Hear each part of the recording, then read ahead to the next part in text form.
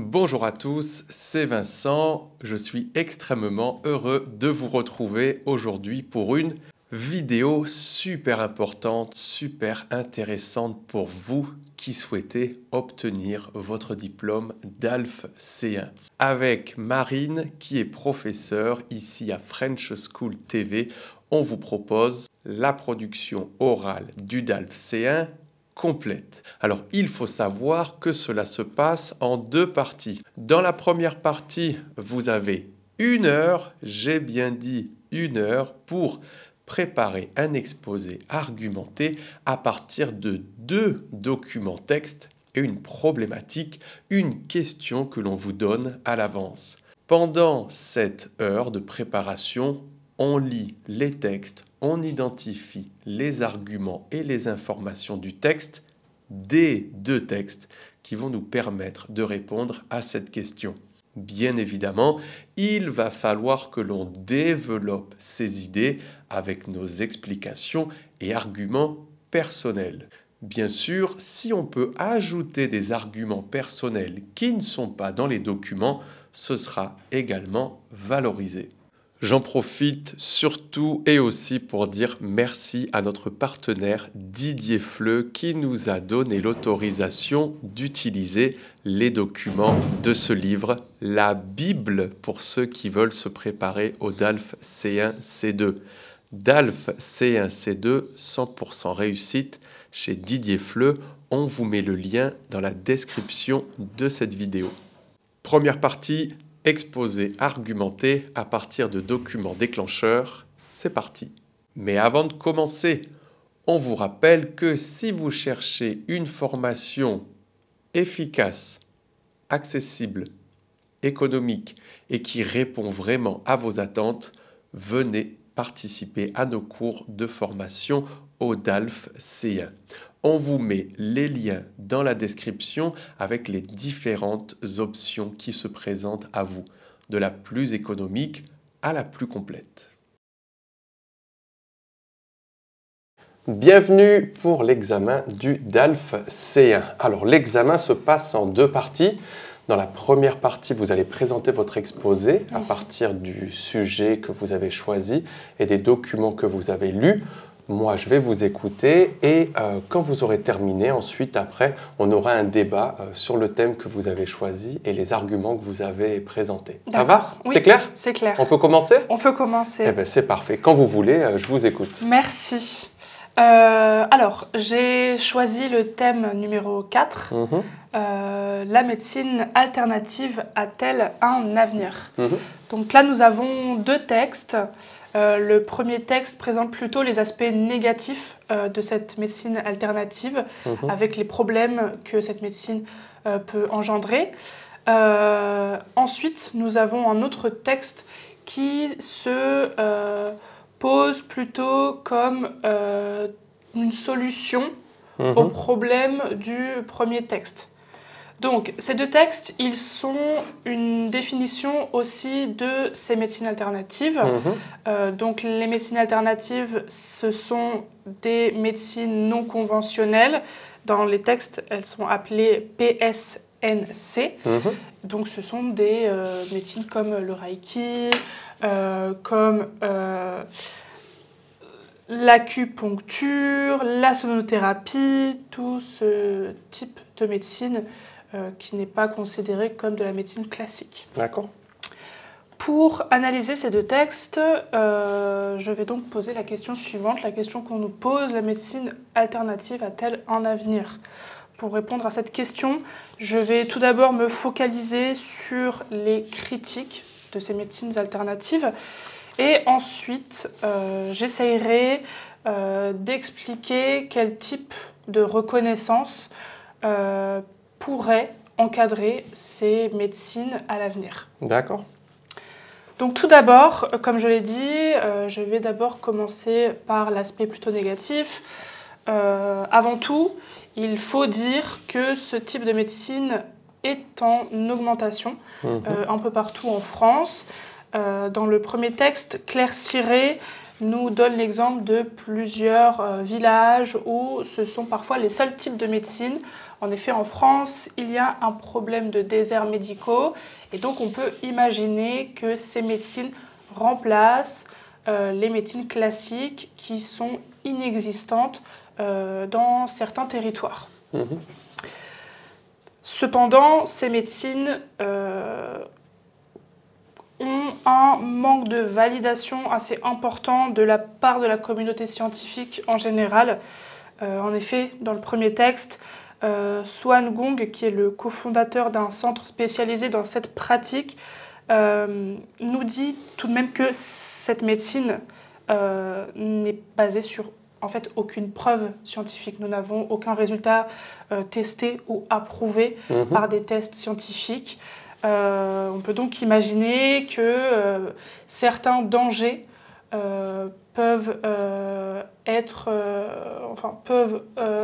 la conséquence de ce type de médecine. Donc il faut, je pense, être vigilant lorsque l'on a recours à ce type de médecine pour ce manque justement de preuves scientifiques. Ensuite, comme je l'ai dit d'abord, ensuite au problème de déserts médicaux, il faut dire qu'il y a quand même un essor lié à ce type de médecine qui est en fait une conséquence justement aux limites du système de santé. Toujours dans le texte 1, d'après Nicolas Pinceau, qui est vice-président de l'Ordre des masseurs kinésithérapeutes à Grenoble, il y a un problème dans les relations entre médecins, professionnels de santé et patients. Il est vrai qu'aujourd'hui, nous voyons de plus en plus de problèmes liés à cette relation parce qu'il y a moins de médecins, moins de pratiquants, donc forcément les relations sont plus tendues, nous avons du mal à prendre des rendez-vous, les délais sont plus longs, donc forcément les tensions s'accroissent et posent de plus en plus de problèmes. Comme conséquence, les gens vont se tourner vers des personnes qui, elles, ont des disponibilités, sont prêtes à les écouter, sont prêtes à les aider et à répondre à leurs problématiques. Pour terminer dans cette partie négative, il faut dire qu'il est important que ce type de médecine peut mener à des dérives sectaires. Je m'explique. En fait, il y a des risques de se détourner totalement des médecines classiques pour se tourner exclusivement vers ce type de médecine non conventionnelle. Et selon Donatien Levaillant dans le texte 1, il est vraiment important de proposer un encadrement à ces médecines pour éviter les dangers, c'est-à-dire des personnes qui auraient recours seulement à ce type de médecine et qui mettraient donc leur santé en danger. Lorsque l'on a une maladie potentiellement grave comme un cancer et que l'on refuse un traitement classique dans un parcours de médecine classique pour se tourner seulement vers de la médecine non conventionnelle, on met sa vie en danger. Et donc il est important d'éduquer les patients, d'éduquer les citoyens, d'éduquer la population pour leur montrer qu'il est important de faire attention et de continuer à avoir toujours recours à une médecine classique lorsque nous sommes atteints d'une maladie grave, comme le texte le dit, le cas de cancer. Donc voilà, nous pouvons voir qu'il y a de nombreuses critiques. Cependant, grâce au texte 2, nous voyons qu'une certaine reconnaissance, un certain encadrement pourrait aider justement à la cohabitation entre la médecine classique et la médecine non conventionnelle. En effet, certaines pratiques de médecine non conventionnelle pourraient être un complément à la médecine classique. Par exemple, comme on peut le voir dans le texte 2, dans le cas de cancer que j'ai déjà abordé dans ma première partie, l'acupuncture ou d'autres formes de médecine non conventionnelle, si elles ne sont pas une solution au cancer en tant que tel, peuvent être une solution pour les douleurs liées au traitement de chimiothérapie, par exemple.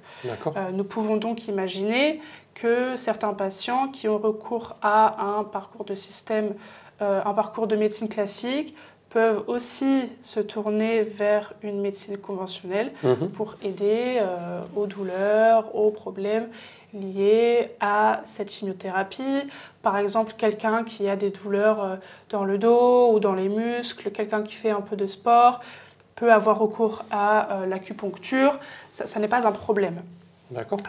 Si l'on prévient bien les personnes que ce n'est pas ce type de médecine qui va soigner le problème à la racine, finalement. D'où l'aspect de l'éducation qui reste tout à fait important. Bien différencier ces traitements, montrer leur complémentarité, montrer aussi les dangers liés à ce type de médecine si elle n'est pas liée et complétée par une médecine classique.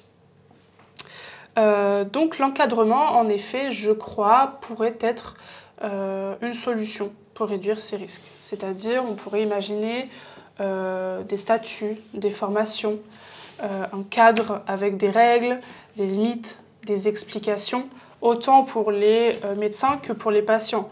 On va expliquer ce que ce type de médecine peut apporter et expliquer aux médecins qui pratiquent ces médecines qu'ils doivent expliquer aux patients ce que ces médecines vont faire concrètement et ce qu'elles ne peuvent pas faire.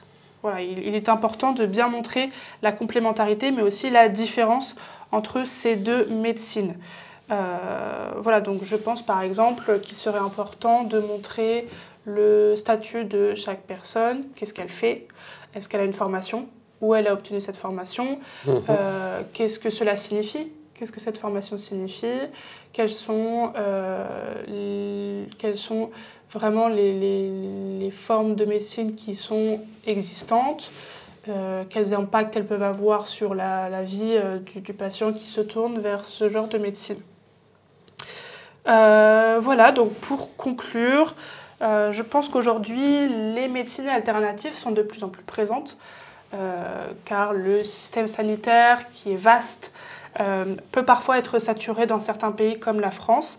Il est donc important d'avoir cette complémentarité entre la médecine alternative et la médecine classique, mais il est nécessaire et important d'informer. Il faut informer le public, leur montrer quelles sont les différences, leur montrer ce que c'est, expliquer, donner des exemples et bien montrer aux personnes que ce qui est utile, c'est de combiner ces deux médecines. Ne pas seulement se tourner vers la médecine alternative, mais la voir comme un complément à la médecine classique. Je crois que cela est nécessaire, c'est vraiment une question de santé publique. Il est donc important d'expliquer, d'éduquer, de montrer. Donc je pense qu'on peut imaginer un avenir où on combine justement ces deux médecines. Je crois qu'il ne faut pas se détourner complètement des médecines alternatives, mais plutôt les voir comme des solutions à certains problèmes ou un complément à un traitement de médecine classique. Voilà, donc j'ai terminé mon exposé. D'accord. Je suis prête pour vos questions. Parfait. Une fois que votre exposé est terminé, on passe au débat avec l'évaluateur.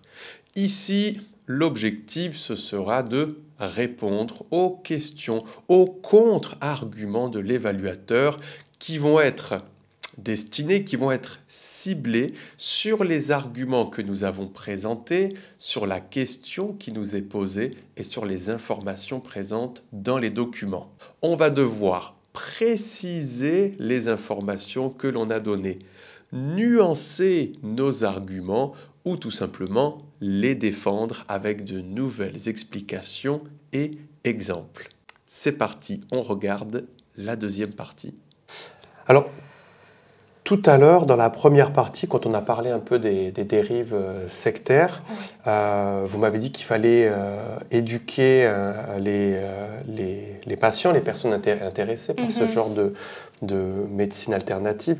Comment est-ce qu'on pourrait précisément éduquer ces personnes? Est-ce qu'il faudrait, je ne sais pas, avoir des des campagnes de sensibilisation à la télé? Est-ce qu'il faudrait des informations obligatoires directement dans les cabinets médicaux de ces médecines alternatives? Est-ce que, je ne sais pas, faire ça par application sur téléphone? Est-ce que vous avez une idée précise de comment on pourrait faire ça et que ce soit efficace, surtout pour éviter cette dérive sectaire?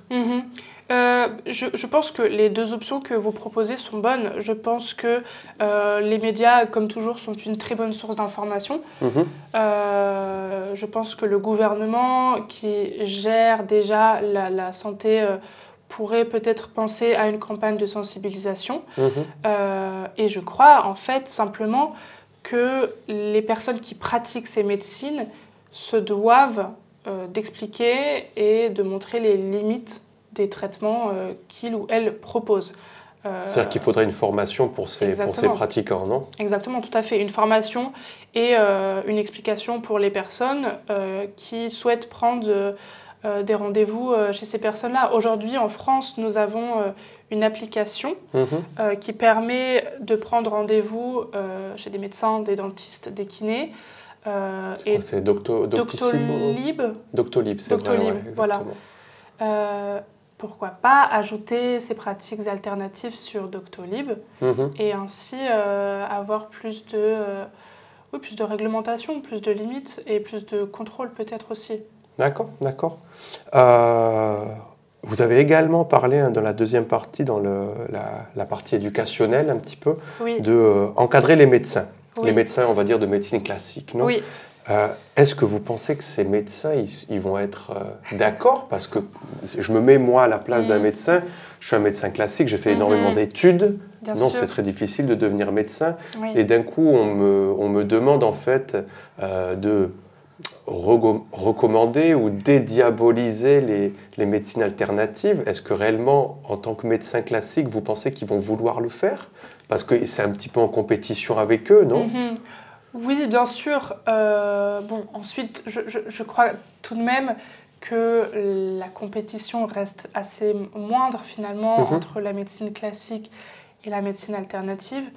Je crois qu'il est important de revoir en fait la relation patient-médecin. Et je pense que les médecins ont leur rôle à jouer dans ces changements. Ils doivent s'adapter.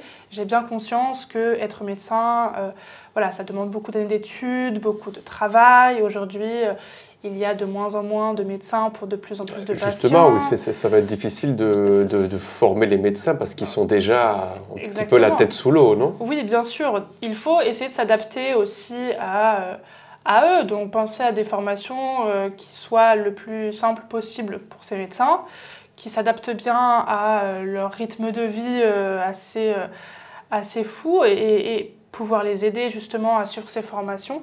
Mais je pense qu'ils se doivent, en tant que médecins, aussi pour eux, de savoir quelles sont ces médecines alternatives et quels sont leurs impacts. Donc je crois que en fait, ce ne serait pas un problème d'après vous? Non, je pense que c'est nécessaire et même pour eux, ils savent, je pense déjà que ces médecines existent, ils connaissent plus ou moins leur impact. Je ne crois pas qu'ils soient réticents à en savoir plus. D'accord, d'accord. En conclusion, vous avez dit que ce serait intéressant en fait de combiner un petit peu ces médecines alternatives et classiques. Est-ce que d'après vous c'est obligatoire ou est-ce que d'après vous on peut uniquement se traiter avec des médecines classiques ou des médecines alternatives, ou les deux sont obligatoirement complémentaires? Non, je ne crois pas qu'il y ait d'obligation ni pour l'une ni pour l'autre. Je crois que l'on peut utiliser une médecine ou l'autre. Cependant, ce qui est important, c'est que si l'on utilise seulement la médecine alternative, il faut avoir conscience que cette médecine est limitée. Et que donc ces impacts sur notre... Ou pas, parce qu'on n'a pas forcément de tests qui prouvent que ça fonctionne ou que ça ne fonctionne pas, non? Oui, c'est vrai, mais je veux dire, dans le cas de problèmes graves, nous avons bien conscience que ces médecines ont peu d'impact, justement. Si nous avons peu de tests, c'est aussi qu'elles ont peut-être peu d'impact sur ce type de santé. Il faut au moins avoir conscience de ça, que les recherches sont encore en cours, que nous avons peu de résultats et que donc potentiellement ces résultats seront inexistants. Donc, on peut utiliser seulement la médecine alternative, comme je l'ai dit, pour des problèmes de mal de dos, maux de tête. Des choses bénignes, des non? choses, voilà. Mais lorsque l'on est sur des maladies plus graves, je pense que la médecine classique doit rester la référence. Ok, d'accord. Vous, personnellement, est-ce que vous avez déjà testé les médecines alternatives, acupuncture, sonologie, sophrologie? Est-ce que c'est quelque chose qui vous a déjà intéressé? Est-ce que vous avez une expérience positive, négative? Alors, personnellement, je n'ai jamais utilisé ce type de médecine. J'ai vu, en revanche, beaucoup de proches utiliser l'acupuncture pour des maux de tête, des problèmes de courbature, pour certaines pathologies qui a l'air de assez bien fonctionner. Je ne l'ai pas testé moi-même, mais je ne suis pas réticente à l'idée de l'essayer justement pour des problèmes bénins. Mais vous ne l'avez pas essayé parce que vous n'avez pas eu la sensation que c'était nécessaire ou parce que vous faites plus confiance à la médecine classique? Ou vous avez peur des dérives sectaires? Non, je pense que je fais confiance en la médecine.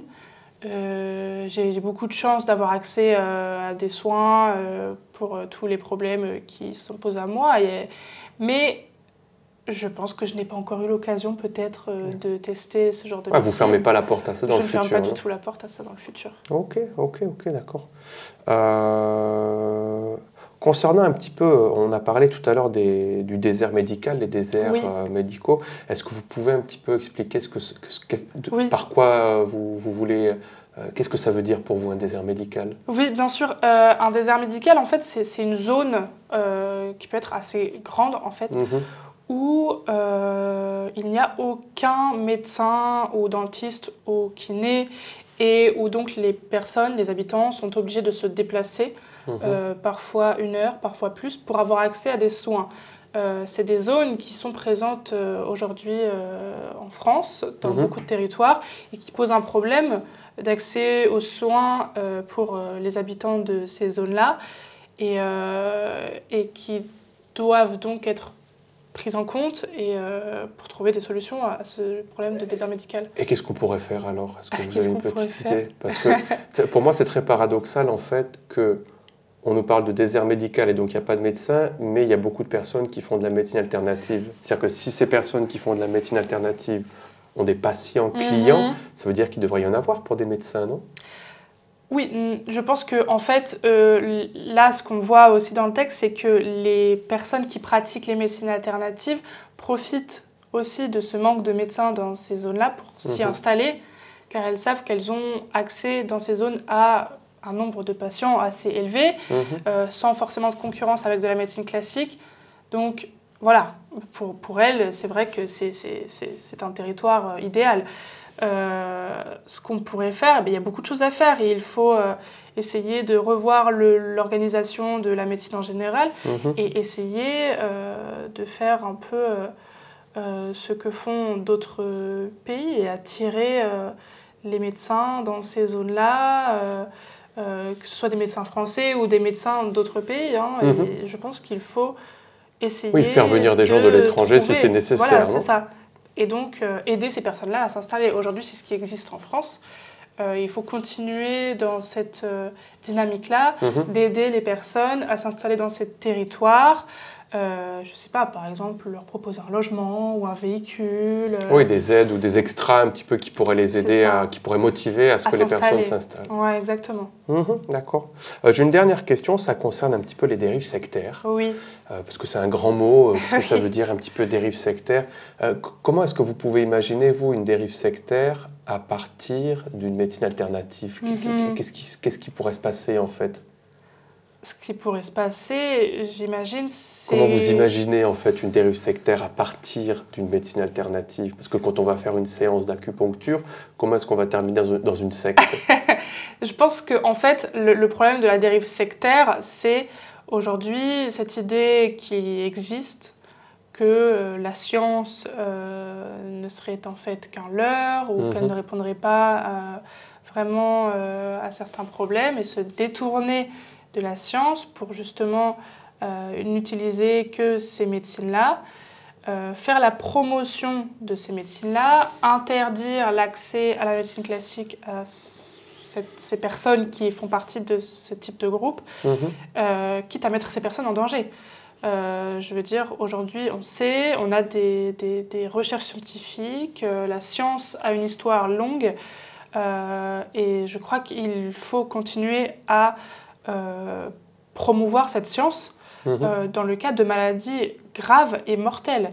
Je pense typiquement à ce qui s'est passé pendant la pandémie de Covid-19, où beaucoup de personnes ont refusé de suivre les consignes données par les gouvernements, ou à se faire vacciner, ou à se faire soigner. Nous avons vu des personnes mourir, ou en tout cas avoir de sérieux problèmes de santé, suite à ce refus d'accepter la science et la médecine. Ouais, refus ou peur au final, on ne sait pas exactement, un mélange des deux, non?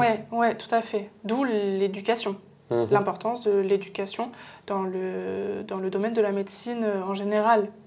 Et ça très jeune, je pense, à l'école, parler de la médecine, dédramatiser un peu tout ce qui se passe autour de la science en général. D'accord. Eh bien, merci, je n'ai pas d'autres questions. Merci. Bonne journée, au revoir. Merci, au revoir. Et voilà, on espère que cette leçon vous a plu. On vous invite à nous mettre un super j'aime et bien évidemment, abonnez-vous si vous souhaitez recevoir plus de vidéos de ce type ou tout simplement pour participer à nos cours en direct tous les jeudis à 14 h ici sur la chaîne YouTube. On vous laisse ici d'autres vidéos pour pouvoir approfondir vos connaissances sur l'examen C1 et on vous souhaite une super journée. Ciao, ciao!